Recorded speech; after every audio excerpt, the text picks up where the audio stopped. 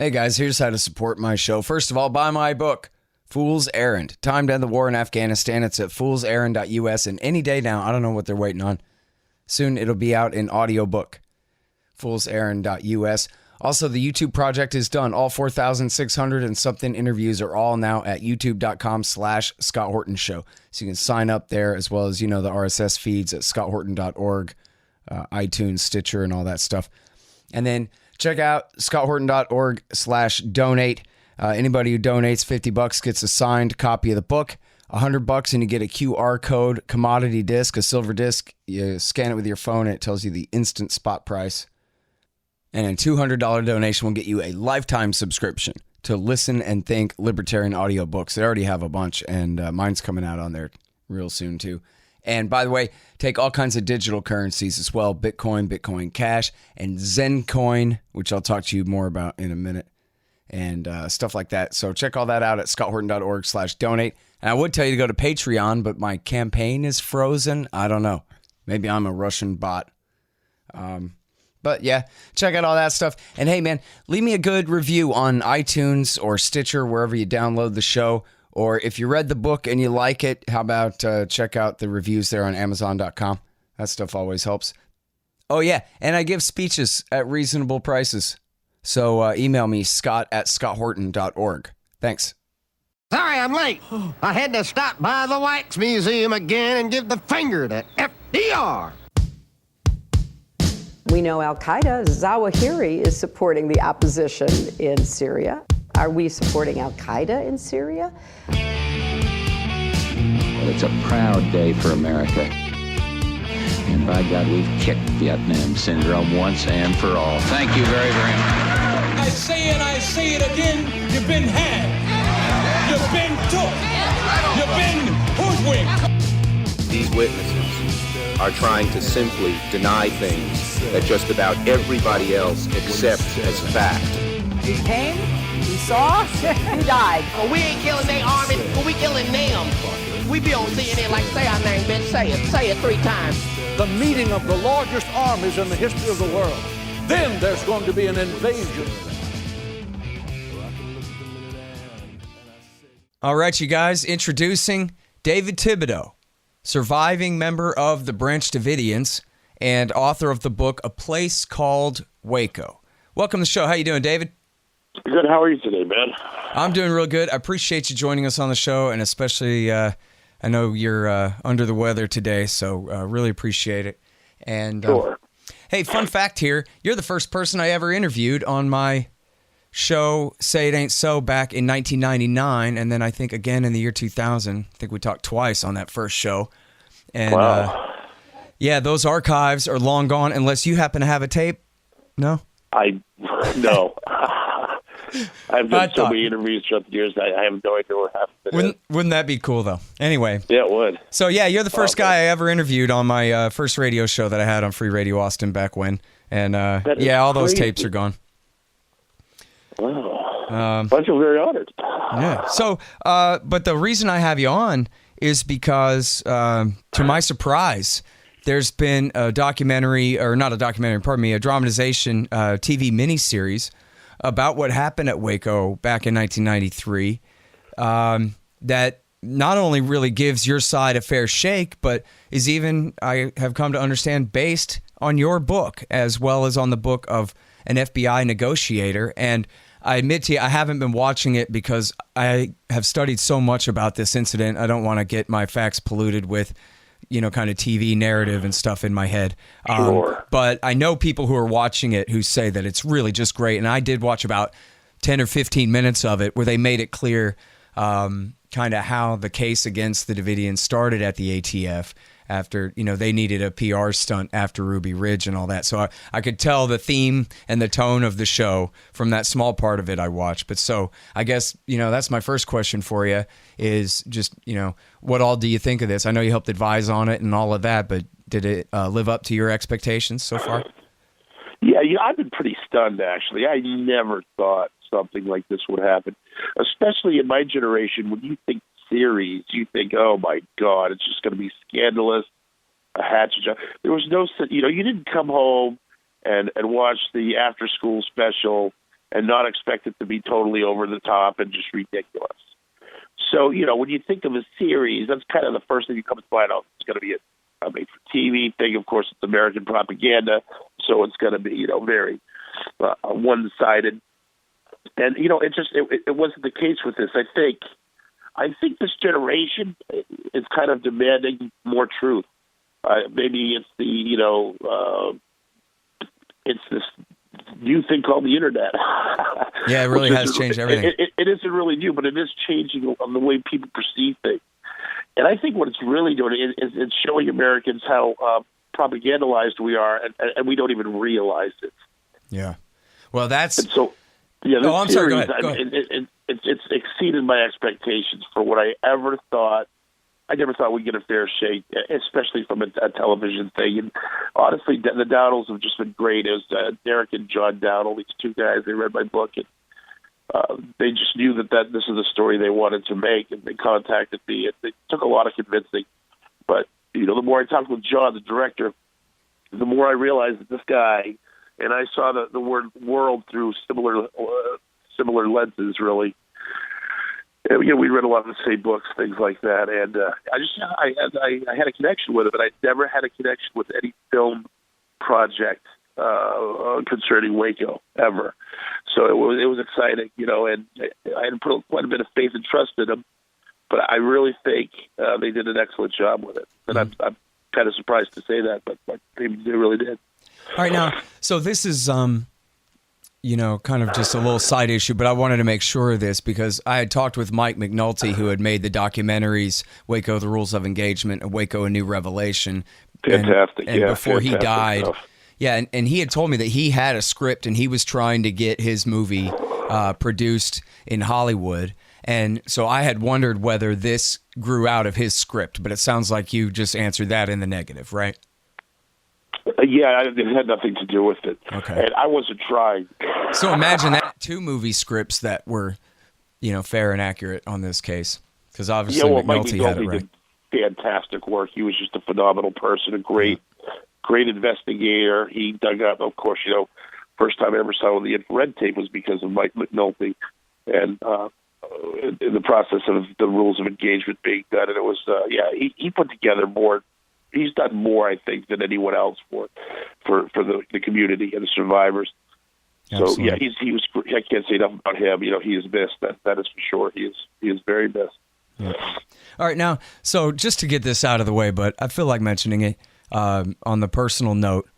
When I was a kid, people would talk about the Kennedy assassination, how they would never forget where they were that day and that kind of thing. Well, I'll never forget where I was the first time that I saw the footage of the raid. And my first impression, not sure what I was looking at, was this like the second floor of a motel where they're out on the balcony? And then I realized, oh no, okay, they're on the roof of some building.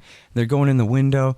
And, just my first little initial confusion at what exactly it was I was looking at. And then I'll also never forget the day of the fire either. Is a huge part of not just my politics, but who I am to my very core, really, ever since that day. And it's also a big part of my fascination with radio because when I first got a car just, 6 months or a year later, something like that, I got a car and I thought, oh, I know. I think I'll try out the AM radio band. I've lived in Austin my whole life, and I have no idea what's on the AM, My parents always just listened to easy listening or whatever.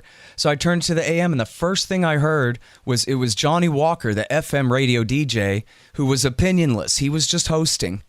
And he was hosting Surviving Branch Davidians. And I don't know if it was you. It may have been Clive Doyle, or I'm not sure exactly who it was. And they're taking calls. And that just hit me like a right hook from Mike Tyson. That like, wow, people, not only did they survive, but here they're allowed to speak for themselves and they have a point of view. And it's like in this open forum where then anybody with a telephone can pick up and call in and say, well, I know a thing about this too. Check this out, or ask their question and whatever. And it just blew me away that this is my medium. This is, the only way to get around then, before the internet became what it has become now. This is the only way to get around TV. Rather, Jennings and Brokaw say it was a suicide, but Johnny Walker actually is hosting the other side of the story here for a minute, and I've been stuck on radio ever since then, ever since that day. So it's just, I don't know, the way things come together and all that kind of deal. And then, like I said, you're the first guy I ever interviewed once I finally got my own show on Free Radio Austin. My first show was about Waco, and my first interview was about Waco, of course. So anyway, this is kind of my thing. For years, I did every April 19th, I would do a Waco special and that kind of stuff. I probably should again. So listen, and I read your book, but it's been 20 years or whatever since I read it. But I remember it was great. And so I guess I just sort of want to kind of just, I'm not going to be too particular, but I want to just go through a few old things here. First of all, can you talk a little bit about how it was that you got involved in the Branch Davidian group yourself? Well, yeah, I was a young guy. I was playing drums in a band living in Los Angeles. And it's really funny. I've recently reconnected with my old singer in that band, and he told me the story. I kind of remembered it differently, but I think he was right. He was we were going to a band rehearsal, and he was using my drumsticks to tap on the dashboard of the car, and he broke my drumstick, and I was furious at him because it's like the only pair I had. So we had to stop at Guitar Center on the way to band rehearsal. We'd be able to have a practice because literally I had enough for a pair of drumsticks. That was it. So somehow I had enough on me to go up and get a pair of drumsticks. And I went into the electronic room where David Koresh and Steve Snyder were looking at one of the electronic drum sets. They asked me if I'd play it for them, and I did. They liked what they heard. They said, my name's Steve Snyder. This is Dave Koresh. And, he's a musician. I'm his manager, and we're looking for a drummer. I wondered if you might be interested. They handed me a card. The card on the back had all this religious scripture on it, Isaiah and a bunch of different, the prophets and Revelation. I was instantly handed them the card back and just said, yeah, I'm not really interested in being in a Christian band, but thank you very much. Good luck to you.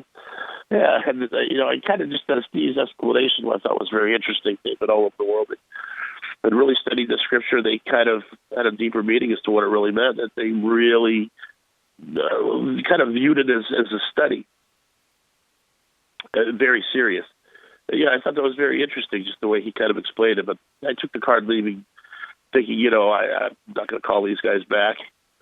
And I just noticed I kept thinking about it. For some reason, that experience of meeting these two guys. And a few days later, I ended up calling them. We got together and played some music and had a study. And that was kind of my first introduction to David Koresh, Steve Snyder, and the Davidian community. And then...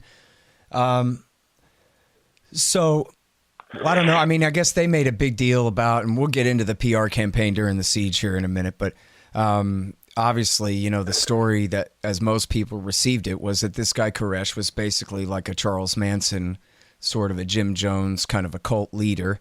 And, it's certainly part of the story, all the accusations about child molestation aside, that he, had these exclusive relationships with the other wives in the community and this kind of thing. So can you talk about, the degree of his power over the group exactly, and what role he played in the group? If he was not Charles Manson, who was he? Yeah. Well, the degree of his power was strictly scriptural. And here's kind of what I mean by that. I mean, it's a deep question, really. But there was probably 40 or 50 people that lived in Mount Carmel year-round. The rest of them went back to their countries. They lived in different countries from all over the world, all over the country, all over the United States and abroad. And they would come for the festival days of God, if you will, that are written of in the Scripture, or the festival days that the Jewish religion for the Old Testament would keep. That's the festivals that David Koresh kept and the people there kept. So to make a long story short, people from all over the world would come to learn the 7 seals from David. David had gone to different countries, I guess over the course of the 80s, really, before I met him, and spoken to many people, many different religious schools about his view of the Scripture, revealing the 7 seals, as it says in Revelation. And what he would do is he would take people from Genesis through all the minor prophets, through all the major prophets, through the New Testament even, and kind of harmonize it and show you each seal that's found in Revelation and where that seal is found back in the scriptures, back with the prophets, if you will. And he would make it all come alive and all make sense. And when I first went to Texas just for one of the festival 2-week periods, there were people from everywhere. Literally, I mean, people were coming in from Australia, New Zealand, England, other countries, just literally everywhere. It was amazing. They came from all over the world. And the places where David had been and spoke to some of these religious universities, all the people that came to learn from him told me the same thing, that they learned more from David Koresh, studying with him in like 10 or 15 minutes. They had their years and years of paying these schools and getting the knowledge from the schools. And he would just open things up to them, and they could understand for the first time what the scripture really meant. And that was pretty powerful when you're hearing that over and over from various people that you're meeting for the first time. But that's what would happen. All of a sudden, there would be 150, 200 people at this community in Waco. Literally, it was Axtell, Texas, a little town outside of Waco in the middle of nowhere, where David built a building, and, people would come and learn the 7 seals. But as I started to learn these things, it just became, it was an awesome thing. David would take the Bible and he would put it to his head. He'd say, when some people see this thing as a book with 2 pieces of cow leather and a bunch of pages in between filled with these mystical writings, and he held it up to his head, he goes, I see it panoramically as if it's happening before me right now. And, that was one of the first studies. I'm thinking that's a pretty top tale, Dave. Over the course of the next 2 weeks, when he was really breaking down the seals, you came to believe that he really did kind of see the entire book panoramically. When Dave gave a study, it was as if he lived it. It's not like he was just regurgitating information. It was just kind of unworldly. It was that's the only way I can describe it. Is he believed it, and you believed it, and you saw for the first time in your life what it really said, what it really meant. And that's how you feel. You didn't feel like it was his interpretation. You felt like it's what the book really says. And I found that as a worldly kind of guy, as someone who was not looking for religion, to be very, very powerful. The other thing that I thought was incredibly powerful is when I was talking to some of the older people that had lived in the community for, 30 years, the Joneses, Clive Doyle, Sheila Mark. Some of these people that have been in it for a very long time were telling me the story of Lois Road and Brother Hodoff and some of the people that had left the Seventh-day Adventist Church and formed the Branch Davidian. And they did it because they wanted the scripture to be pure and truer than what their church was doing with it. So they branched off, formed, their community. And they each believed that they had a prophet. And each of them talked about the 7 seals would be revealed one day. But for now, this is what God has shown me to show you. And then it would be the next person, Lois Road, who had the scripture of the Holy Spirit being feminine. And that was the message that she went all over the country and talked about, Proverbs 8 and 9 and some other scriptures. And, really enlightening stuff. Very interesting if you're into biblical study. But they always talked to one person that would come and would be able to put the whole thing together. And so Vernon Howell comes on the scene, and he starts teaching some studies. He was gifted with a scripture. He knew a lot about it. But he wasn't teaching the 7 seals. And I found this out. I was reminded of this recently speaking to Kathy Schroeder, that he came and, he would expand upon what the others had taught, and he would take it further, but he wasn't really teaching the seals until he went to Israel. And I'm not sure what the timeline is. I guess he was there maybe a year or so before he went to Israel. But when he went to Israel, he came back teaching the seals, and he came back like a different, from what Kathy Schroeder told me, it seemed like he was a different person. He went from, teaching the Holy Spirit feminine, the kingdom being set up, to teaching the 7 seals, what they really meant, how it related to the group, and how they were going to move forward from there. And apparently that was a mind-blowing thing for some of the older people. Now, I came in much later. So the group was established pretty much everyone had been studying with David for a long time, and I had not. I learned things very quickly. I learned things what had taken other people years to learn. I had to learn very fast. So, I never considered it to be a cult group. I can see why people would say that. To me, it was a community of people living that really believed in the Bible. Now, I guess that can be cultish. I mean, well, here's the thing about it, though, right? It's the part where he says, aha, here's the part of the Bible where it talks about me, and it says I get to screw your wife. Oh, I got you, yeah. Well, the scripture, he would say, and again, even that came later, okay? It came, obviously, before my time, but there was an upper level experience, and a lot of people left when it came to him, if you will, having the children of God. Well, didn't that just seem to you like he, come on, power corrupts, and he's just a man, and he's taking advantage of this position he's in? That, of course, it could seem that way, and as a kind of a worldly guy, it would absolutely seem that way to me. But what happened was, and you have to understand how I came into it. I didn't come into it knowing what we all know now. I came into it learning some incredibly deep things, and then seeing a bunch of women walking around with children, not knowing who's the father were of all these particular children. So, it took a little time to get to understand that they were all David's kids. Yeah. And by that time, I had already kind of known the children, known the people, known the women, known the community. I got to know them individually, and they all seemed like very smart, rational people to me. So my attitude was, okay, this is not what other people would do. This is not the kind of family that other people have. But who am I to say that this? I was not a judgmental person. I was a musician. Yeah. So to me, if all these women could live together and not kill each other, that was kind of a miracle the way I viewed it. Sure. Well, and there's been polygamous communities all through all different societies throughout the world. And anyway, but so I'm the one who brought up Charles Manson. But just so for the record here, he wasn't sending these people out to rob stores and murder actresses or any such thing. These are just, go ahead and describe the people there.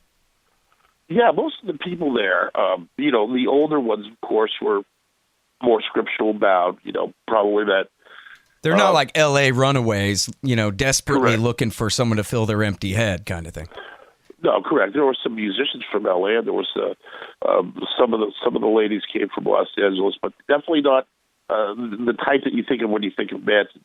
We had, of course, Wayne Martin, the Harvard-educated attorney, Steve Schneider, taught comparative religions at the University of Hawaii. It's very, very bright people. And most of the people that are coming from England, they're all coming from the seminary school. So these were people that were involved in higher levels of education, higher levels of learning, that would simply learn more from David than they did from the university. So they decided to come and follow him or learn from him. Mm-hmm. Yeah, well, an important point, really, yeah. I think the short clip of the documentary has your character talking to this young lady and using some common slang that she had never heard before. Kind of portrayed them as pretty isolated out there. Just how isolated were they out there? Well, it's pretty much you got up, you got breakfast, you did some work, if you took care of the kids, or you prepared the meal if you were female for the other guys who were going out and working on the house. It was in the middle of nowhere. There were some people that worked in the community, but not everyone did, and certainly not the mothers. So, it was a biblical community. These people studied the Bible. That was it. So, what was your question? Yeah, I don't know. I don't want to sound like I'm picking on them or anything like that. I guess I'm thinking more, or you guys. I'm more thinking of it in terms of a long time has passed now. This is now 25 years ago. Wednesday is the raid. Was the raid. And so there are a lot of people listening who really just don't know the first thing about it. And a lot of people have been asking me about it lately. And I just have been referring them to the rules of engagement and this kind of thing. But I imagine there's going to be a lot of people listening to this who don't really know anything about it. So really, the portrayal of the people here that I'm trying to get at is just for the contrast coming up when we talk about what happened after the raid and the siege began and the public relations campaign against these people. But I don't want to really skip ahead. I hope you have the time to go with me here, because we got to talk about, what happened with that raid and what was the ATF doing there anyway? If David Koresh wasn't a Charles Manson criminal cult leader sending his people out to commit crimes, what was he doing that got the federal police on his case? That was the other thing, too. David knew a lot of people in the community of Waco. He knew the sheriff, Jack Harwell, on a first-name basis. And, there was never any problems. I mean, the sheriff was always welcome out to Mount Carmel if he ever had any questions or problems. They knew that, and they all knew that. But the ATF, of course, decided they wanted this kind of militaristic-style raid. And they had a judge to support it. And I'm sure that other law enforcement agencies within Waco knew what was coming. Obviously no one told us. But the ATF really, their budget was coming up. We know that. We know that Bill wasn't too happy with it for whatever reason. Clinton, of course. There was talk of doing away the ATF, cutting their budget quite a bit. Yeah, so this is when Bill Clinton was brand new in power, right? Just to set the stage a little bit here. He was just inaugurated a month and a week before.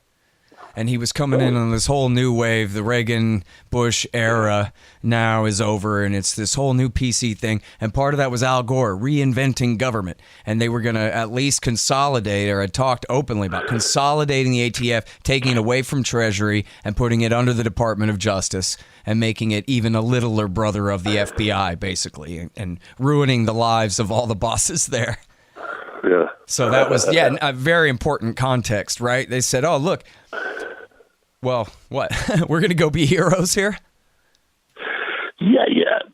Just, I know you probably want to go in a succession here, but when you look at how badly they screwed up and the fact how they're more powerful than ever, it's really quite awesome how they got it wrong. They ultimately screw up, and then they get promotions, and they get more budgeting, and they're just more powerful than ever.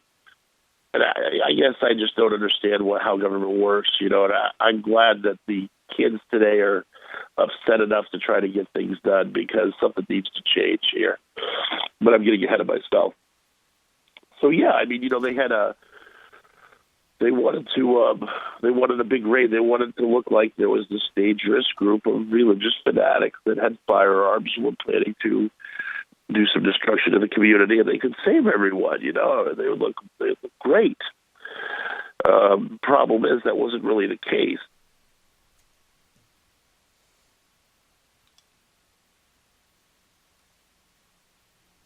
On the question there of, about being armed to the teeth, this was actually something that I saw in the miniseries. Again, it's just called Waco. It's on the Paramount channel, everybody. I hope you'll look at it. One of the things they showed there was the subordinate says to the ATF boss, oh, yeah, and they've got all these guns. And he says, oh, my God, what would they need with that many guns? Yeah. But so that's a legit question, right? Why do the Branch Davidians have so many guns, David?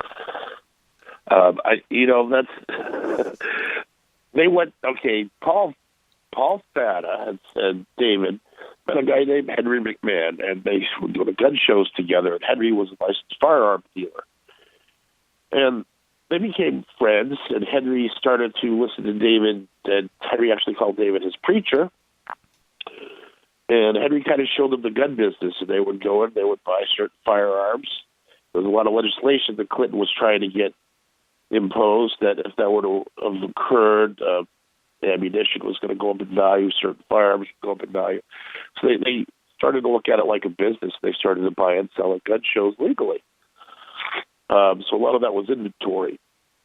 Now, there's also, me being from Maine, it's kind of funny to go down and see all these, people that had firearms and shot every weekend on the outside of the firing range. It wasn't something that was my everyday life. But living in Texas for a while, I started to realize it was just what everyone did. I knew people that were in other bands that would come and shoot at the firing range with us on the weekends. It was just kind of a good old boy thing. Everyone did it. Yeah. The point being that this was not training for the Davidians' eventual assault on downtown Waco. This is just shooting guns for fun because that's what people do. Absolutely. It's a part of life there. It's a part of the culture. And now let's talk about Paul Fata for a minute because I guess I don't remember my footnote anymore, but I know I'm right that he left that morning in a dually pickup truck with a camper shell towing a U-Haul trailer. Both the back of that truck and the U-Haul trailer full of rifles, hundreds and hundreds of rifles, 90-something% of the entire inventory, of the entire amount of firearms on the premises. And he left before the raid that morning at like 7 in the morning, and not to escape in some dastardly plot conspiracy, simply to drive down the road here to Austin to sell them at the gun show at the old Best building on 290 and I-35. And that was it. And when he found out about the raid, the first thing he did was call the ATF or call the FBI and say, "Hi, I'm Paul Fata, the Branch Davidian with all the guns. Are you looking for me?" And they said, "No, you're free to go." And he was like, "Okay." And later did, a decade in prison or better. But that was the story of the Branch Davidians' guns. That 90-something% of them left that morning in the course of perfectly legitimate gun business. As simple as that. Yeah, I'm not sure what the percentage was, but I know that he definitely had a trailer full. I mean, damn. And he was going to conduct business like we had every weekend, so it was nothing out of the ordinary, that's for sure. I mean, that when you put that context on it, for those who remember the way it was spun instead, it's just incredible. I remember finding that out for the first time, and you can tell I never forgot that little data point. All right, so then now the dynamic entry started to talk about that. So the ATF shows up on the morning of February 28th, 1993, and then what? Well, at first, it started like any other day. I got up to have breakfast. I remember I went down the hall to the foyer area, which is where the double doors were, in front of the building. There was David. He was sitting there talking to Robert Rodriguez, who was the undercover agent we know now, who lived across the street. They just moved in. These ATF guys moved in a few weeks before the raid. They didn't move in any. There was a little house that existed on the other side of Mount Carmel, across the street, and they moved in with a bunch of electronic gear. Big cases for electronics and things like that. They didn't move in any furniture or anything, and they had really nice SUVs and Serengeti sunglasses, and they were just in their mid-30s, and they were claiming they were college students. Pretty inconspicuous, it sounds like. It was even called the undercover house, right? Oh, yeah, those guys over there at the undercover house? Yeah, the undercover house, that's right. Oh, that's funny. And, it was ridiculous, but it was just like, okay, so this is, if it weren't so serious, it would be really funny. As you can tell, I am laughing over it just because, the ridiculousness of it is just pretty profound. But, over the course of time, whatever, David, he realized they were probably working with the government, but he said, hey, I could talk to this guy. Robert, he wanted to show him the seals. He wanted to show him how he viewed Scripture. And he looked at Robert as a soul that he could help. And that is legitimate. I'm not just saying that. He really wanted to do that. And I think Robert was responding to it because one of the most fascinating interviews I'd ever read was one that one of the Texas papers did with Robert Rodriguez. And he said that he would come home after like a 6-hour study with David or whatever, and his fellow agents would be like, are you getting converted, dude? Come on, you're here to do a job. Quit. They had to talk him back all the time about being an ATF agent. And the interviewer asked him if he was close to being converted, and he said I was close. And to me, for an ATF undercover agent to say that, period, even one time in an interview, is so incredibly telling and powerful as to the skill that David had with the Scripture. Okay? That one statement blew my mind, and I think about it all the time. And so whatever, Rodriguez is a different story now, of course, and it's always like, oh, he was just evil, and he's taken pretty much the Fed headline. What he's supposed to say as a former agent, even though he sued and won a lot of money from the agency, he's still, I don't think he would let on that he was that close. But I remember reading the article and it blew my mind. So, definitely there was some power there, and there was definitely a rapport between the two individuals. And I think David, the day of the raid, when Robert left, I think David really wanted Robert to talk to the higher-ups, for him to talk to the people in charge and say, okay, I found no sign of illegal activity here. I not seen any fully automatic firearms. We need to call the raid off. And that's what Robert tried to do, frankly. He said, the element of surprise is lost. They know you're coming, and we need to call this raid off. And, of course, the tactical commanders did it anyway. The ATF commanders went forward with the raid, including helicopters and, the cattle trailers and all the agents, despite the fact they knew the element of surprise had been lost. And also, they went against their own inside person, telling them what they should do. The guy that they sent in for information, they went directly against what his advice was, and then they threw him under the bus and said that he lied and he had never said that to him. That's crazy. Right. I mean, that's just crazy. Well, and there's a clip of that, actually, of the congressional hearing in Waco, the Rules of Engagement, where he's talking about how he tried to stop them, and they say, no, that never happened. But they're sitting right there at the same table with him, testifying before Congress, and he's like basically crying and says, did too. It's pretty clear who's lying. They're just like, looking down and clearly being the dishonest ones there. Yeah. And so, apparently he really did. So he was there that morning and talking with David, and David was saying, look, we know that they're coming. Go try to stop the raid. And he went and tried to stop the raid, but they blew right past him. Yeah. Yes. So they totally ignored what he had to say, and they went forward with it anyway. All right. Now, but the story was, though, that this cult, they were all lined up at the windows with their machine guns waiting for the ATF in an ambush, and then they massacred them and killed 4 guys. Listen, if they could have made the American public believe that we got on buses and went to the ATF office and opened fire on them, that's what they would have had you believe.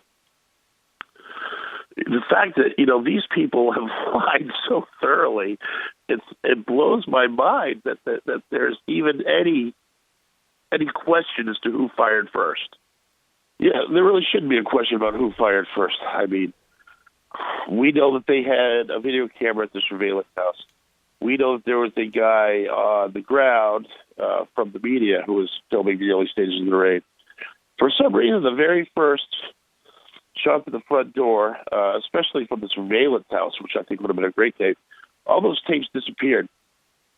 Now, the story that everybody at the front door told me was the same story. I talked to everyone separately, and they all said Koresh came to the door, had his hand up and said, hold on, there's women and children here, let's talk about this. And the door blew back with his other hand, from the velocity of a bullet hitting it. And that's when he shut the door and fell back. And Perry Jones, 70-year-old unarmed man, was shot in the stomach, and he went down in pain. Well, and there's at least one ATF agent who, in his initial debriefing, said exactly that as well. Oh, good. Yeah. There's been a lot of facets, man. It's easy to forget things over the course of 25 years. Yeah, and I don't remember all of my footnotes necessarily anymore, but I know I'm right about everything. And if anybody wants to double check me, Carol Moore's The Davidian Massacre is really the best documentary book about this. There's also there was the guy. There was a couple of the ATF guys at trial that indicated that one person's firearm went off accidentally, and that could have been the first shot. Well, and I think they said they shot the dogs, right? They had a couple of... Yeah, that's the other thing, is the other people that were near the dogs say that the first shots were them shooting the dog. Although, it sounds more like if that was even really right, then that would negate the story about them shooting past Koresh and killing his father-in-law there, which is, as you say, that was what everybody said happened there. It's clear enough.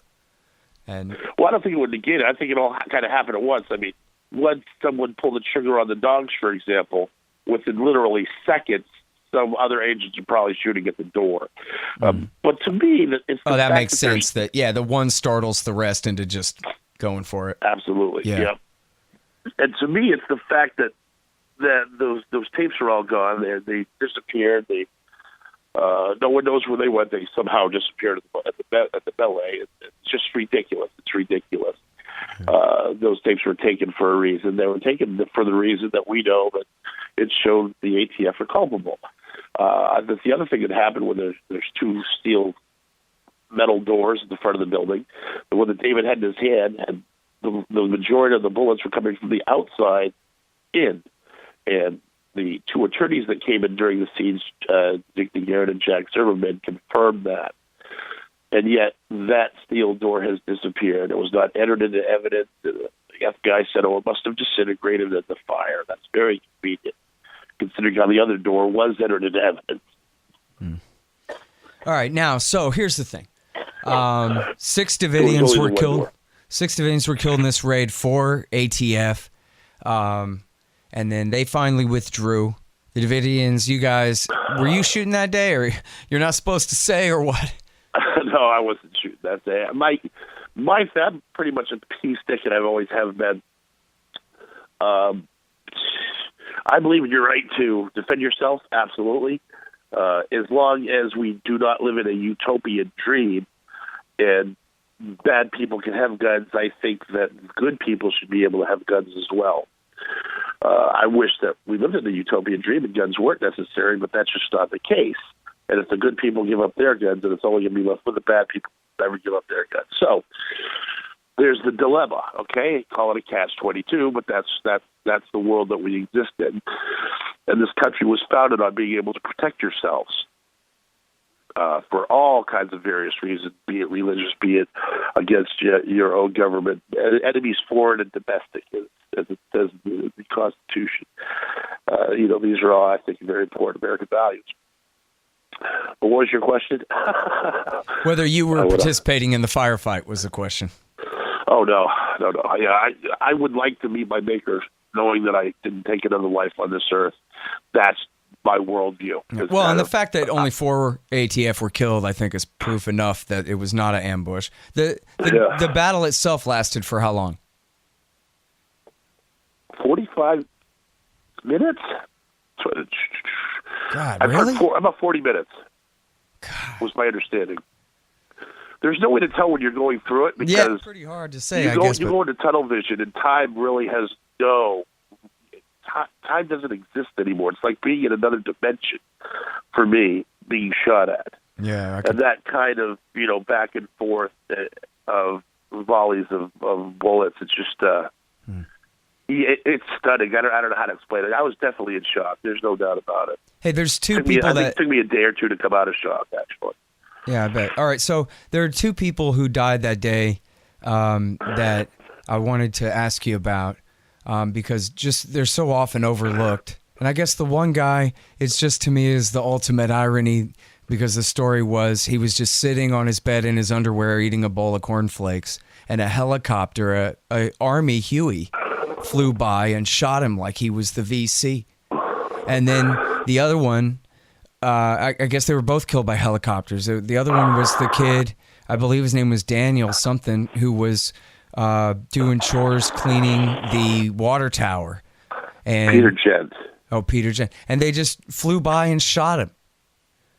Yeah, that always blew my mind. The other one, though,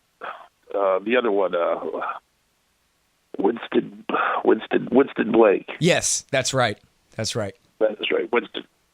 Yeah. Winston was actually dressed. Oh, okay. And I'm sorry. He did have. I remember. His I don't know where I coat. got that embellishment. It may have been me. Who knows? Well, they say he was sitting on the edge of his bed eating breakfast, which is true. But he was dressed. I remember seeing his winter coat because it was kind of orange, and that was the first body I'd seen. He was just laying there on the ground, and this water was coming into the room.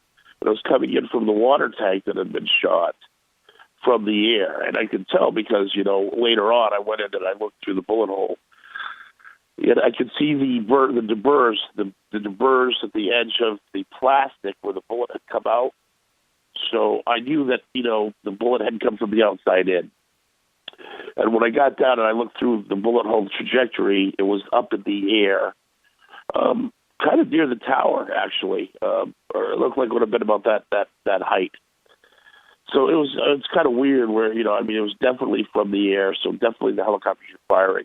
And the other thing is, after the ceasefire, I remember talking to Kevin Whitecliffe, who was at the back of the building that day, the cafeteria area, and he said he was yelling it because the adrenaline was pumping so much. He said those helicopters came in firing, that he watched the agents shooting from the helicopters. And, of course, they denied instantly that the helicopters ever fired at all. It was just another lie, just the beginning of another lie. They were very good at reconstructing history the way they wanted it to be presented, that's for sure.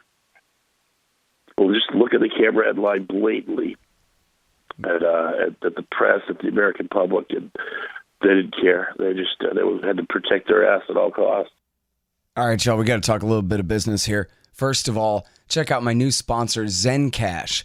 That's zensystem.io. Learn all about it. It's a brand new kind of digital currency, but it's also an encrypted messaging and document application and all kinds of things. Check it out, zensystem.io.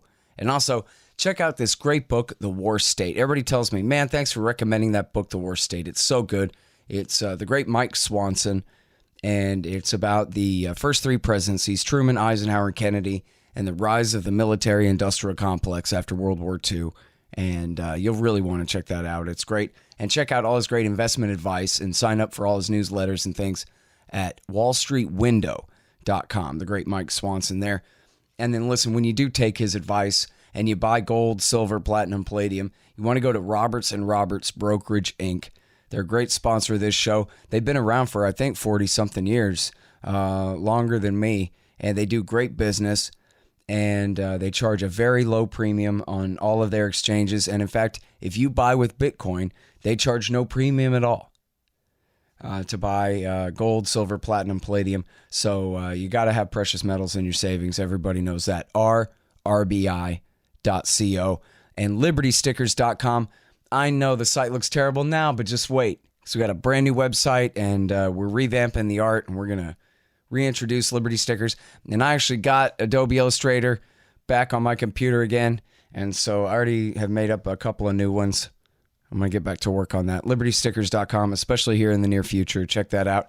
And listen here, if you're in the business for a new website and you need a new 2018 model website, not a 2000 model website, you need a brand new website. And so what you do, you go to expanddesigns.com, expanddesigns.com/Scott, and you'll save $500. So now the siege, I guess, the common understanding certainly then was, well, whatever happened the day of the first raid, then, the ATF raid, then the FBI comes and says, well, you guys got to come out and subject yourselves to the law, boy. Then you got to do that. Who do you think you are telling the FBI no? And then not only that, but for 51 days. And according to what they said in the cops' narrative, constantly promising to come out and then not coming out. And that basically, Koresh was holding all of you guys as his hostages in there in some, personal melodrama of his at the expense of you and at the expense of the American housewives who are trying to watch The Price is Right that you were interrupting. And so, how dare you guys? What the hell was really going on there anyway, man? Why didn't you just come out, David? That's a great point, dude. Housewife, yeah. It was complicated. We were originally going to come out, and then the FBI had this thing where if David did a message on tape, they would play it nationally.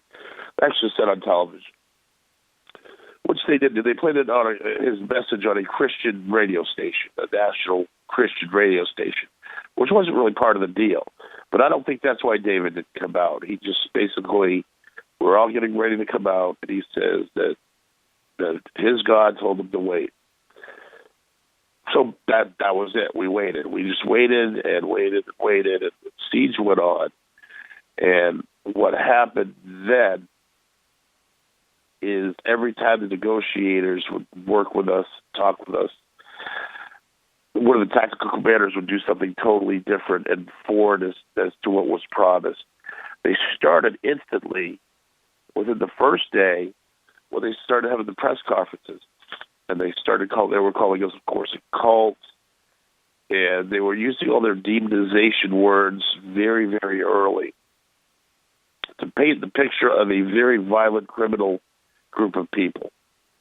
Now, remember, up to this point, it was just a group of people living in the middle of nowhere. I mean, it's actually kind of hard to get to Axtell and to where we were.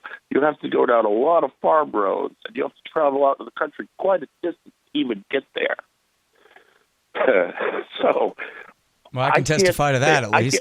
I can't think of a group of people that posed less of a threat than this group of people to the community. And yet they somehow came out and still found us with their dynamic entry. And then after the ATF, of course, screwed it up, the FBI took over. And, it's just the psychological games went on and on and on with them. Every time they would promise something, they would do something else.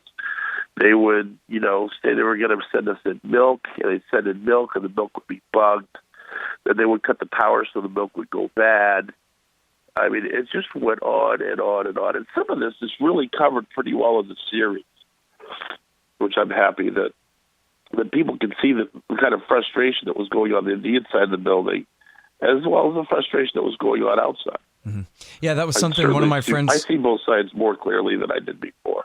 Yeah. Well, one of my friends had mentioned to me that was one of the things that made it into this miniseries, was how they had you guys film yourselves and say, hey, this is who I am and this is what I'm doing here. And they were going to use it to show what freaks everybody was and to demonize you. But then they realized that, these are just regular people, and they're going, if the American people see this, it's going to drum up way too much sympathy. So instead they covered those tapes up. And if people watch Waco, The Rules of Engagement, you can see some of that footage. Yeah, absolutely. There was one tape, I was on the phone with one of the negotiators at one point, and they asked me to make a tape for my mother because my mother was out here and she was on all the shows. She was asking a lot of questions. She came down from Maine right away. And one of the FBI guys asked me if I would make a tape for my mother. And I did that, a videotape. But they never got it to her. I think she still hasn't seen it to this day. Yeah, well, and they certainly didn't put it on TV to say, here's these Branch Davidians that we're demonizing for you. Yeah. I mean, it was a personal lie to me for them to not show that to my mother. Yeah. But I didn't find that out until afterwards. But it was just like, that's why they told me the whole purpose of making a tape. I didn't realize that they wanted me to make a tape so they'd try to have something. Hopefully, I think the other reason they did it is hopefully people would say something that would incriminate them, themselves. Well, now, so in the movie, or not the miniseries, but in the documentary, the way they portray it is that, and I mean the Rules of Engagement, sorry. The way they portray it is that you guys were told, and at some point, clearly this happened, they play the audio of the FBI negotiators saying, you guys are not allowed to leave the building. And if you do, you'll be dealt with. And then they give examples of Davidians leaving the building, and then the cops would throw a flashbang grenade at them or shoot near them and drive them back into the house. But so I wonder, how early was that, and did that really, as portrayed in the movie, play a significant role in basically forbidding anybody from coming out at the same time that they were telling everybody else that you were all just so stubborn and refusing, when maybe people would have come out one at a time if they'd been willing to help them, quote unquote help, Yeah, that did happen. I mean, I remember, I think David Jones would go out on the roof and smoke. He was a smoker that was in the building that day. That's David Jones is the guy that had the post office. He was the postman. He lived outside the building. He didn't live in the community, but he was there I guess one of the ATF guys asked him for directions. Or no, the news guy asked him for directions to Mount Carmel. So he was one of the people that told David that they were coming. And they would, I remember that there was a lot of controversy about him going out on the roof with the smoke, and they'd be like, the FBI was like, he can't go outside he can't go out on the roof. And they kept telling us that we couldn't just leave the building at all. And yeah, they would throw flashbang grenades at people if they would have left the building. True, that is true. They did a lot of things to antagonize us. At night, they would do bird calls, like they were getting ready to come in, back and forth, and you can tell it was them. They would stand on the tanks and moon the people in the windows.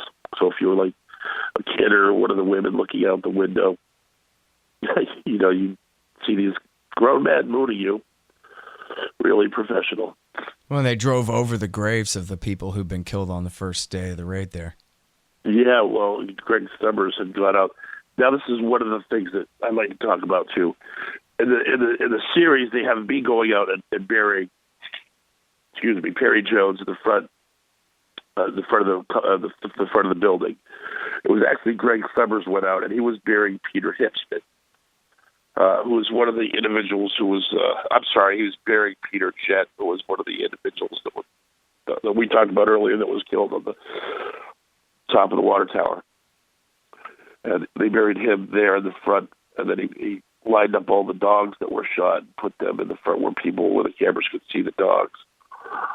And, put the cross up so people would know there was a grave there. And, of course, during the siege, the tanks would run over the grave over and over again.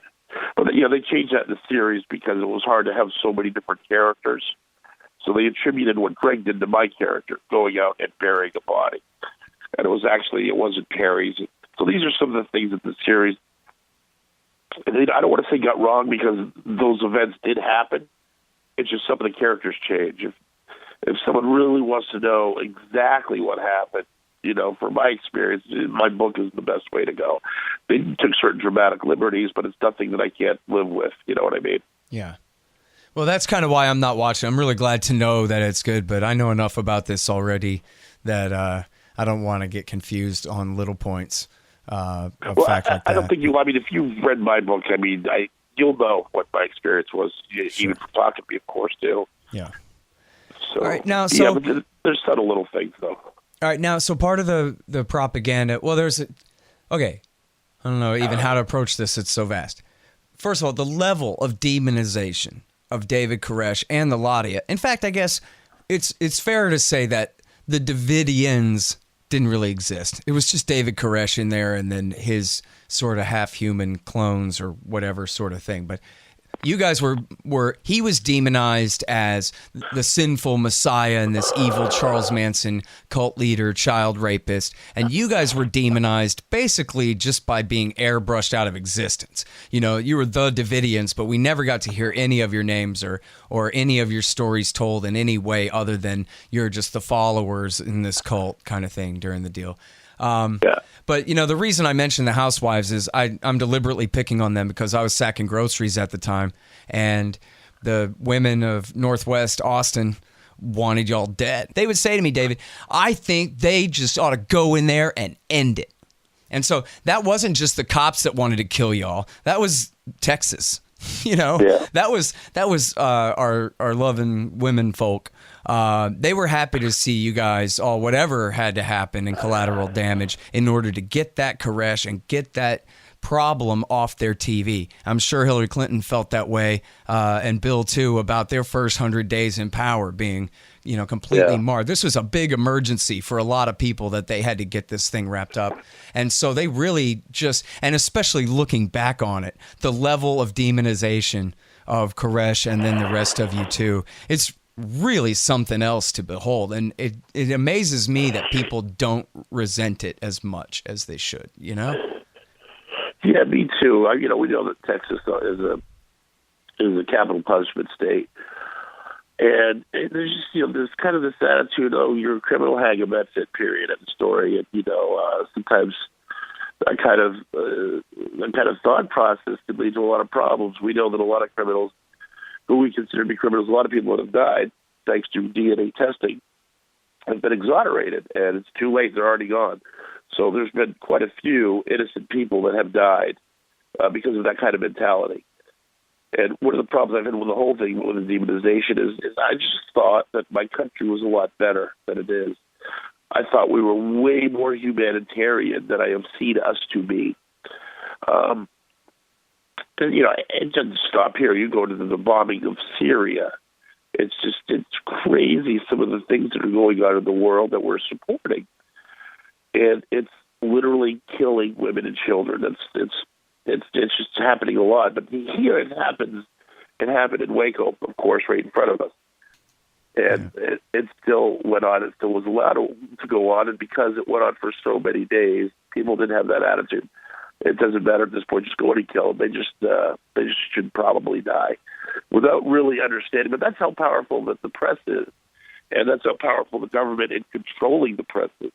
They've got the soundbite down to a science. They know what they're doing.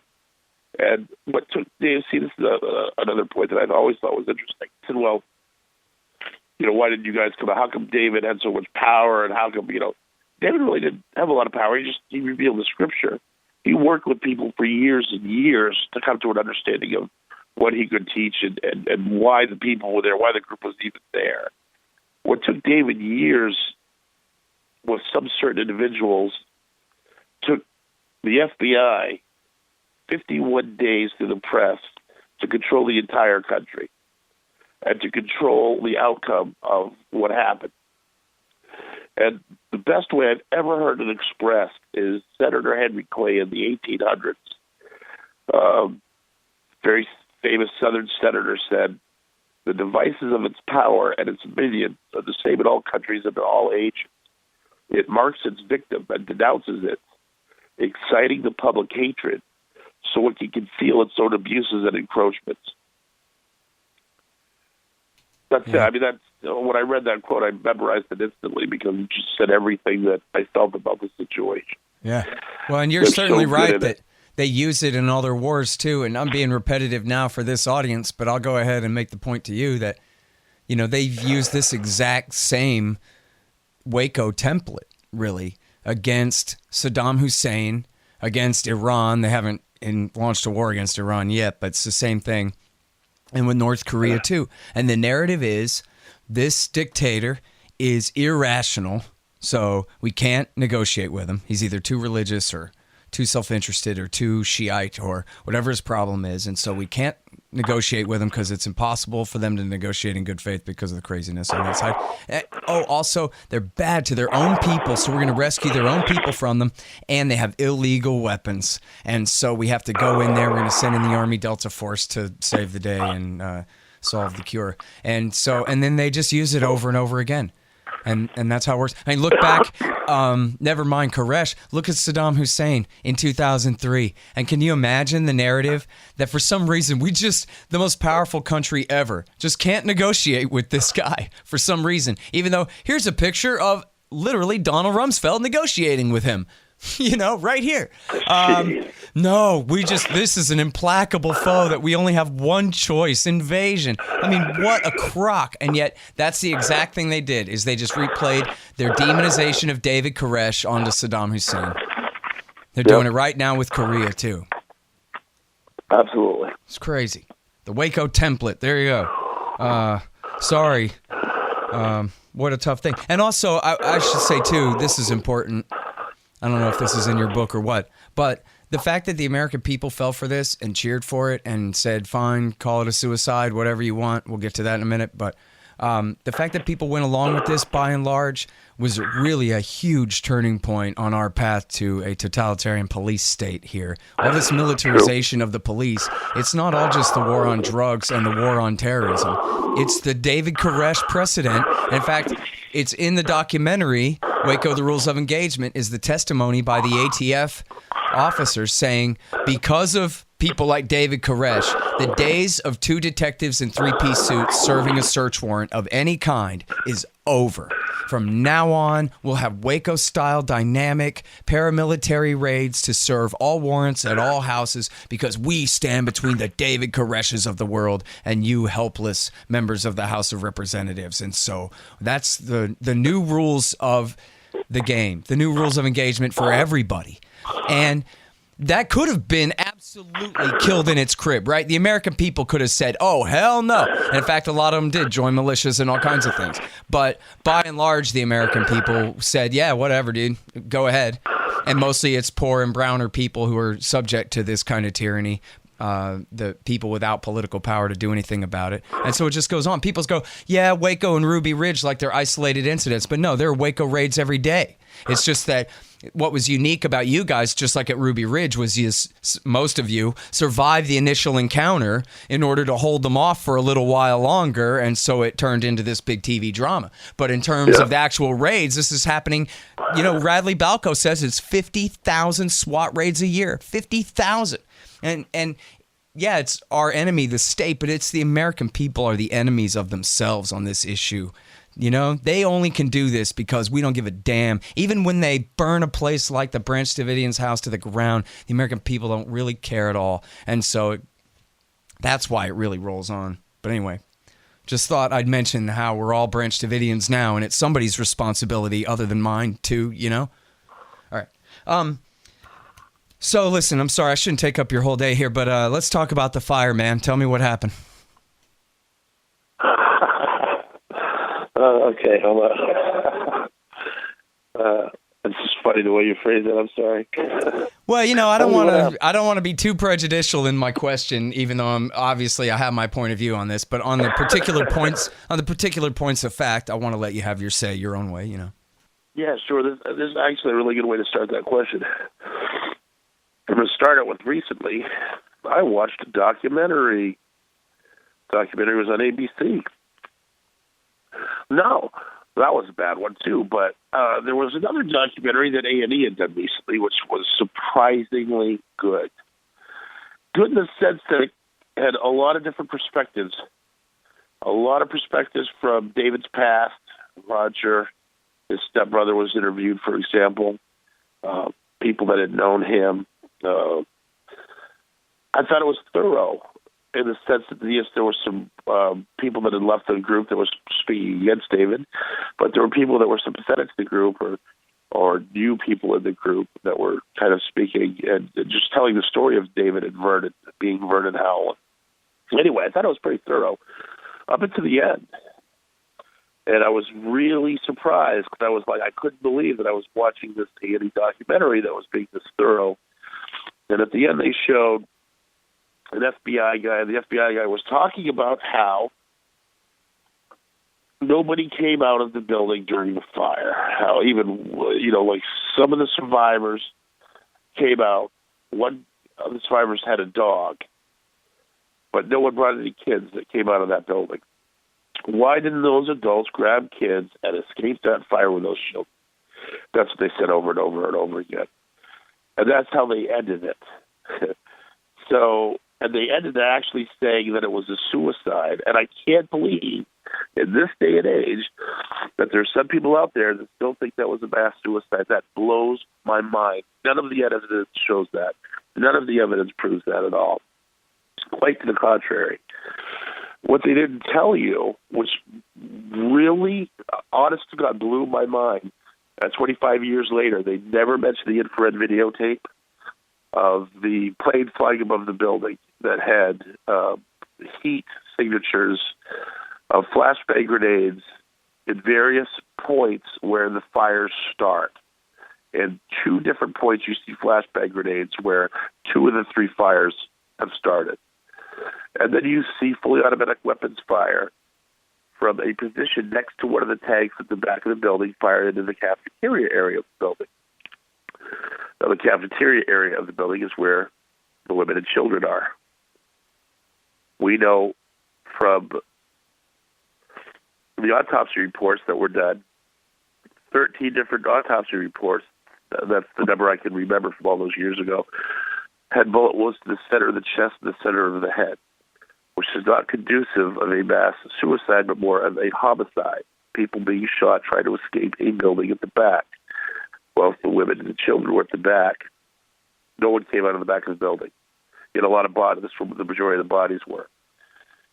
If 9 people survived. Those 9 people all came out to the front of the building or the side of the building where the cameras from 3 miles away could still see us. I came out on the side of the building. Law of averages would say if the majority of the people were in the back of the building, then some people would have survived coming out of the back of the building.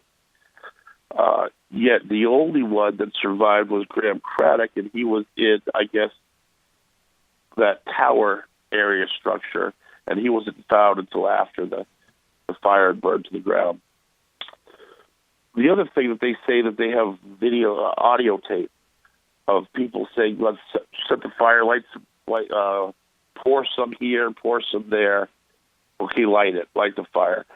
Now, I have a huge problem with those tapes for a couple of reasons. Number one, the FBI claims that those tapes were recorded at 6 a.m. That's 6 hours before the fire. They also say that the FBI could not hear what was being said, and they didn't realize what was being said until they took the tapes back to the FBI lab and scrubbed them, quote unquote. I have a problem with the word scrub them because to me, scrub also means you can add things, take things away. You can make tapes say whatever you want them to say. We've seen this happen in movies. We've seen this happen in history. Audio tapes can be manipulated.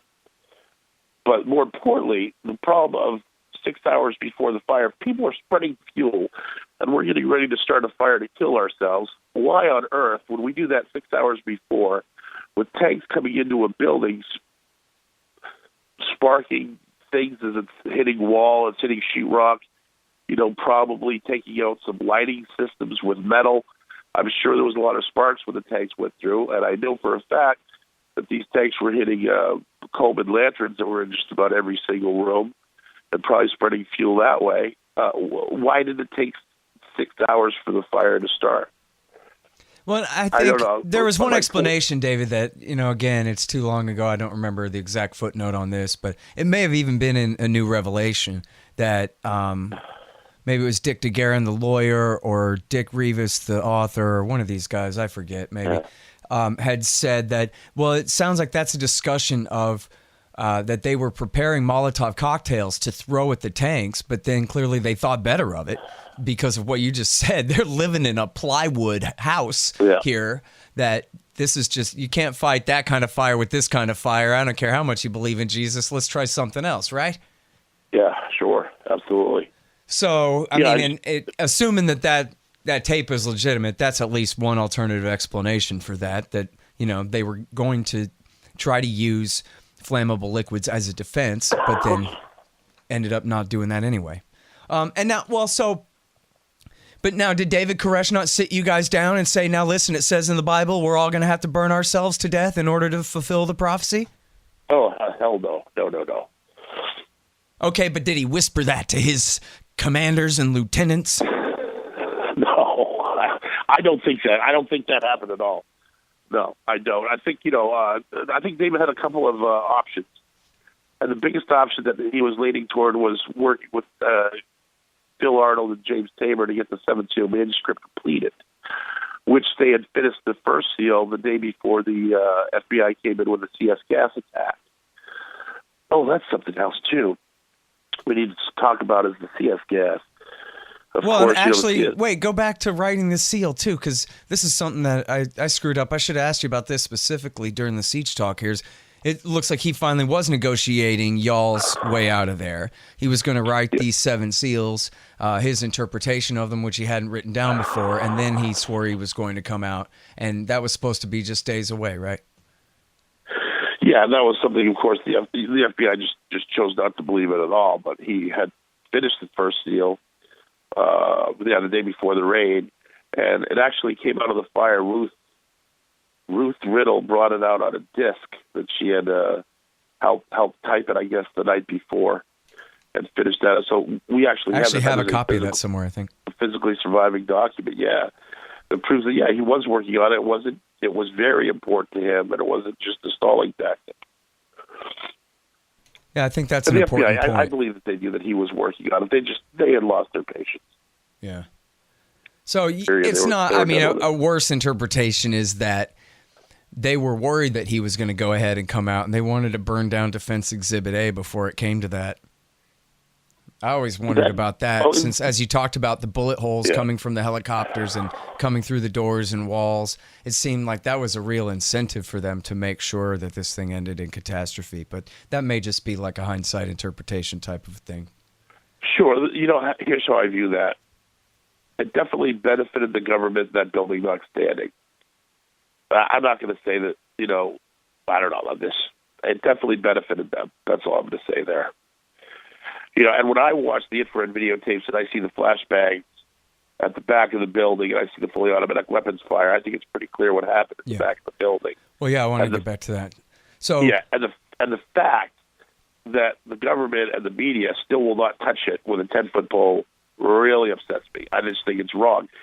Even 25 years later, they're still rewriting American history because they refuse to face the fact that government agents shot people at the back of that building. Yeah. Government agents shot people at the back of that building. It's not my fault. I can't help it. I'm sorry I have to say that. But it's on infrared video. Government agents shot people at the back of that building. Flashbang grenades went off in the areas where the fires began. I'm sorry. You can, a 4-year-old can view that the infrared tape and know what they're seeing there. Yeah, and serious experts too. And listen, so let me talk about this Well, for just a second. their own because experts to say that it's not, that it's sunlight reflection. I'm sorry, go Well, ahead. that's the Go ahead. problem. What? They get their own experts, the FBI, to say that it's sunlight reflections or it's something else. Well, so yeah, anyway. if you, But I just wanted to say, it doesn't... What I'm saying is if you have the government mind, Yeah. then you're going to lean toward that view. Yeah. It's just an unfortunate cliche, though, about the children, because then it almost sounds like, well, if you're naive, you might think it's gunfire, but not really, or something like that. A real expert knows better. But I'm saying, no, there are real experts who agree with any 4-year-old who will look at this. And so let me just say real quick, if people just Google the Libertarian Institute or my name and the Waco Massacre, you'll find this blog entry I wrote. And I have here all 3 Mike McNulty documentaries, Waco, The Rules of Engagement, and Waco, A New Revelation, both of which show this footage. And then there's the FLIR Project. And the purpose of the FLIR Project is to refute the government's attempted refutation of the footage in A New Revelation and what it shows. As David says, you watch it, you can clearly see men get out of the back of the tanks and fire their machine guns at the house as it's burning. And they tried to refute that, and they absolutely rigged the test in every way they could. They gave when they replicated it, they used extra long barrels on their rifles. They used flash suppressant ammunition, different than what was used that day. And they even hosed down all the ground on the test area at Fort Hood so that there wouldn't be any blowing dust at all. Everything would be wet. And so to limit the amount of muzzle flash. And then they filmed that. And they said, see, it doesn't look like that at all. And so here's Mike McNulty refuting that. That's the 3rd chapter. And so... people really, you can see this with your own eyes. And if you get the documentary, you can get it in, I'm sure, Blu-ray quality, what have you. Especially A New Revelation has higher quality footage in it than the first one. But with either one, it's absolutely plain to see that men get out of those tanks and fire their machine guns at the back of that house. It's beyond question. Yeah. So amazing. That's it. Just the Waco Massacre. My name and the Waco Massacre, and you can find all 3 of those documentaries there. So, man, and now, so, by the way, the forward-looking infrared that you're referring to here, this is the FBI's Cessna flying circles overhead with this infrared camera that's taking this footage. That's the origin of the footage, is discovery under law. They had to fess up to it. It was their own footage. And like I say, the second documentary has the higher quality version because he kept fighting and fighting for the higher quality version when they would only give him a second-generation dub and this kind of thing. And he finally got the better one from the Congress, I guess. But anyway, so yeah. And now here's the other thing, too. You mentioned the women and children. According to, the autopsy official results and whatever, at least some number of women and children were killed by falling concrete in that one concrete room. Can you describe that room? They called it, the bunker in the compound where Koresh and his commanders and lieutenants were organizing their aggressive war. But what was going on in that room? And then, it seemed like some of these people just died from blunt force trauma, not even from the gas. They were in there hiding from the gas under blankets and towels, but ended up being crushed by falling concrete. Yeah, that was known as the walk-in cooler area. And it was concrete structure that had survived a fire many, many years ago. And it was just, food storage, things like that were kept there. Oh, excuse me. That's where, they figured it would be the safest place for the kids, maybe under wet blankets, because it had survived a fire. Of course, that fire was so intense that,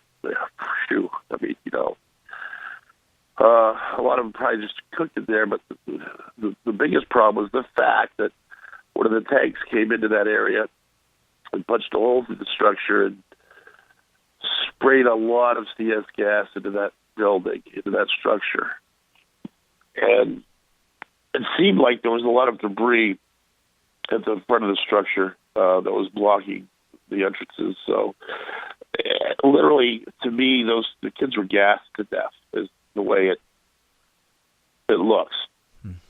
Okay, this is an image that I have kept from my head for years, actually, because I was not in that area, so I did not see directly what happened. But when you're watching this last episode that's coming up in the series, being there for the filming, one of the most intense scenes to me was the gassing of the children. This scene is incredibly heavy. And when they were filming this scene, I just remember I had a profound thought that I was witnessing one of the ovens or one of the rooms at Auschwitz where the Zyklon B was used to gas the people to death. It was similar. It was eerie. It was so eerie watching the scene being filmed, because that's what I was seeing in front of me happening during as the series was being filmed. And so, anyway, I haven't even watched that last episode yet. It was the 50th anniversary of the Nazis' final assault on the Warsaw Ghetto there, too. Yeah. Yeah. So, listen, and why not mention this part? Because it's worse, right? The CS gas, first of all, this isn't tear gas. This CS gas is banned by international convention. America will launch a war against you if you're accused by Al-Qaeda fighters of using CS gas, probably. So this is the severest form. And then also when you burn it, it makes hydrogen cyanide as one of its byproducts in the smoke, which is the gas chamber gas that they use. And there's footage in at least the second documentary, I'm pretty sure, I forget which of the McNulty documentaries there, Rules of Engagement or A New Revelation, where they show, and it's children too, where the muscle contraction spasms are so bad that they shatter bones, including spines. And there's a picture of a child whose spine is broken in half and is bent backwards simply from his or her own muscle contractions from inhaling the burning CS gas. That's what the FBI and the Army Combat Applications Group, Team B, did to them that day. That's what Janet Reno approved. And Bill Clinton, too, because, of course, Janet Reno can't order the Delta Force into combat. Only Bill Clinton can do that. No. And he admitted it, in fact, that, they talked me into it. Oh, now you take responsibility on your last day in office or whatever it was. Good going. In fact, never mind. I kind of want you to say it. Well, he was sitting on the couch watching it happen with John Wong and James Riotti, who were his Chinese intelligence connections from another scandal. And, everybody always hung out Johnny Chung and this other idiot I forgot to dry and poor Wen-Ho Lee, who didn't do anything, when it was James Riotti and John Wong all along that were the whole story. But anyway, and Bill Clinton was sitting there watching, his own persecution of these people on TV with them in a meeting at the White House at the time. It later came out in the thing. It's just kind of a side note, but it outrages me. I skipped it because I didn't think anybody else would know or care or appreciate the diversion onto China issues. But anyway. They helped pay for his re-election in 96. Come on. Pardon me. In I should have said 86 and his election to president in 92 and then again in 96. That's all right. So now in the after, so what happened with you in the fire then? I guess, sorry to be a dick, but why didn't you rescue a bunch of kids before the big conflagration or what have you? Sure, because I was on the other side of the building. I was at the chapel area of the building. And I had tried earlier on in the day, I had tried to get down the hall to where the cafeteria was so I could check on Serenity and some of the other children. And there was so much debris in the hallway from the tanks coming through the front of the building that way was blocked off. There was no way to get to there. So when the fire, someone yelled that there was a fire upstairs. There's a fire. I guess would have been the corner of the building. And when I heard that, I went to the back of the building. Behind the chapel area, there was a structure that, it was a ladder that took you upstairs. And there was a causeway over the church that led to the second-story hallway. And I took that causeway to the second story. There was a blanket over the doorwell leading to the second story. And it was when I did that hallway, And when I opened the blanket, I just saw this wall of flame shoot down the hallway in front of me. And it was amazing. It was so powerful, so loud. It was all flame. So I knew there was no getting into that hallway. So I knew at that point that I had lost access to the cafeteria. So I came back the way I came. By the time I get back down the ladder, the fire in the chapel was pretty much on fire. I was in the back area. There was a little side room between the chapel and the gymnasium. The gymnasium had been destroyed by the tanks. Excuse me. I remember just sitting in that little causeway with a bunch of people around me. And I was looking out the window, and I was going to go out there, but I didn't want to get shot in the side window.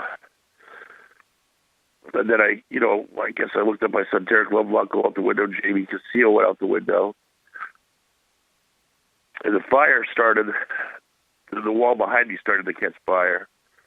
And it started to crackle my hairs, the side of my face. And I knew, that was it. I was going to burn. So I didn't want that. So I decided to go out the hole that the tank had made. And I get out. I remember thinking, that was the last second no one could get out behind, other than, behind me. So walking up the side of the road, I turned around, I saw Clive Doyle come out of the hole. And he was patting his arms down. His arms were on fire. His coat had caught fire, and he was patting it out. And I just remembered that was just a horrific sight. And we walked up. There was a Red Cross sign at the end of the property. And the speaker systems were saying the siege is over. Come on out, head to the Red Cross sign. Come out with your hands up. That's why I opened her hands up. I get about halfway up the property about halfway between the building and where the Double E Ranch Road was. I turned around. And I turned around just in time to see that top part of the building explode. And it was phenomenal. I could feel the fire. When it exploded, I could feel the fire intensify, and I could feel it on my face from where I was, which is about halfway down the road. So that was a very intense explosion. You're talking about the famous big fireball. Correct. Uh-huh. And now this is the one where Stephen Barry says the hole in the ceiling of the concrete room shows conclusively that this was Special Operations Forces contact explosives, that they went in there and put a demolition charge, whatever you call it, charge up there. To breach into that room. I don't know for sure, so I stay away from that one. There's certainly a hole in the ceiling and downwards bent rebar, and people can look at it. They destroyed it, but there are pictures of that. So anyway, but yeah, there were experts who said that was what happened there. I want to make sure I mention that. I don't know if that's an absolute fact or not, but sure seemed plausible. I mean, in fact, I think one of the guys, it was General Parton, who said that the high explosive charge there goes off first, and then that detonated a propane tank and caused that to explode as the secondary explosion is what caused that big fireball. But again, that's just, Anyway, so you mentioned the flashbangs there, and this is, again, Mike McNulty's work. He went and found flashbang grenades, which are pyrotechnic grenades, at all three origins of the fire, and they were mislabeled as silencers in the evidence lockers at the Department of Public Safety here in Texas, the state police. Oh, that's interesting. And they were at all three origins of the fires, at the I guess the southwest corner, and then back in the back of the gymnasium, and then I guess I'm not exactly sure where the third one was. Somewhere further east along the front of the house somewhere. Yeah. If I got my directions straight. Anyway, or maybe no, I guess it's further north. Anyway, but so yeah.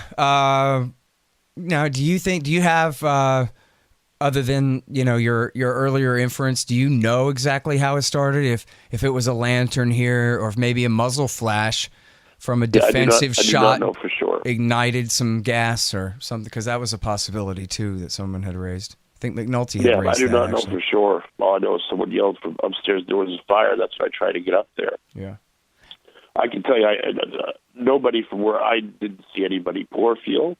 I didn't see anyone light anything. I didn't hear anyone talk about it. So, to me, and this is coming.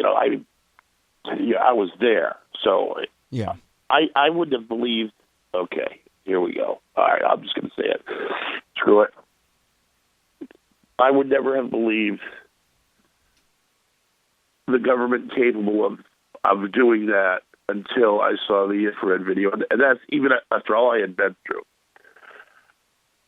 When I didn't want to believe my own government was capable of what I believe it is capable of now. That all stems from seeing the infrared videotape. The infrared videotape changed my life. It made me very angry.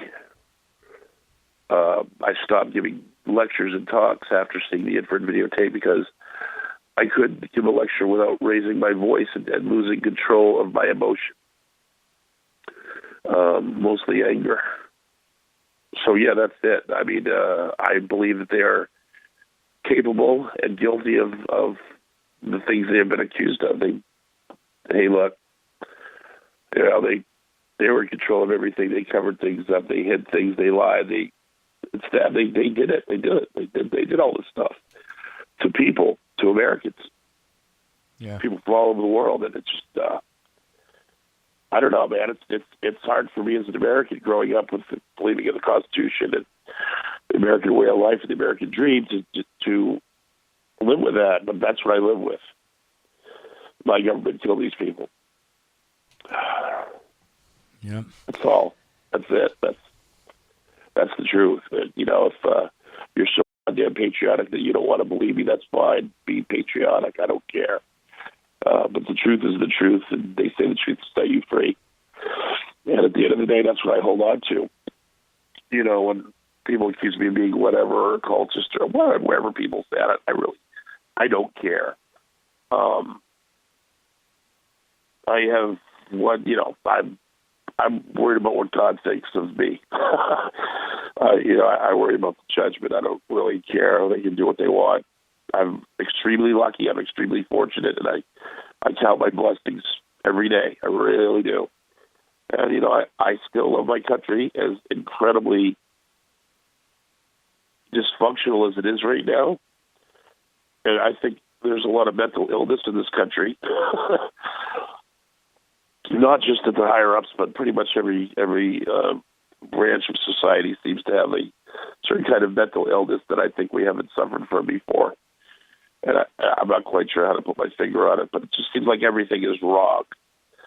It just seems like the entire country is, and I don't know, it's in some kind of free fall. I've never seen anything like it in my life. But I think that maybe the best way for the government to win the trust of its people again is to start being honest. And the people need to start waking up and becoming smarter, and getting these people out of office and getting good people in office, if that's possible at all.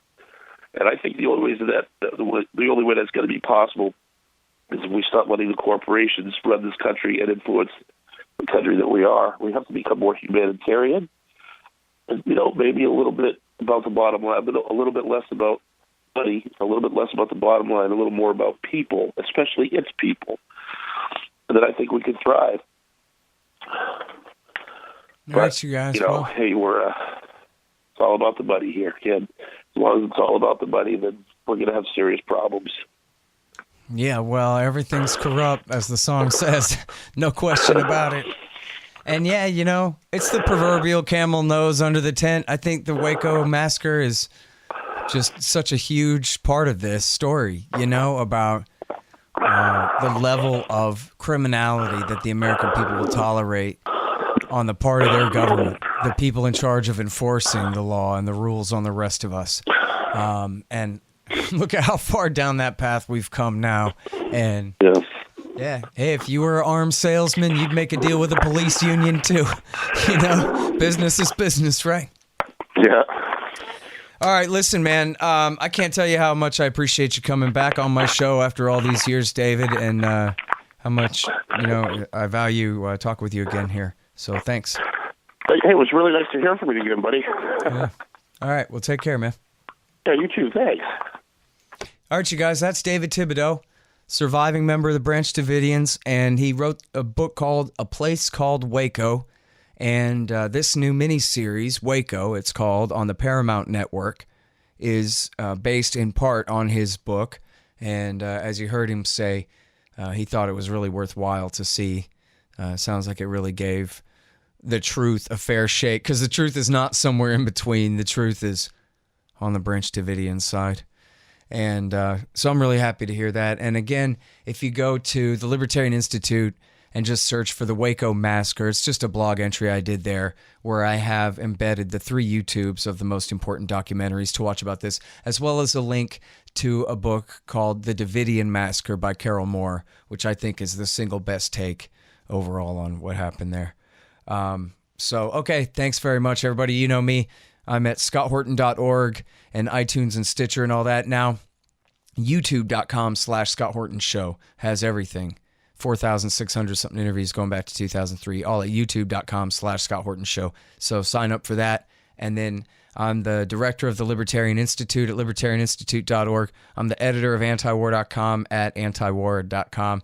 And you can follow me on Twitter at Scott Horton Show. Oh, yeah. And buy my book, Fool's Errand, Time to End the War in Afghanistan.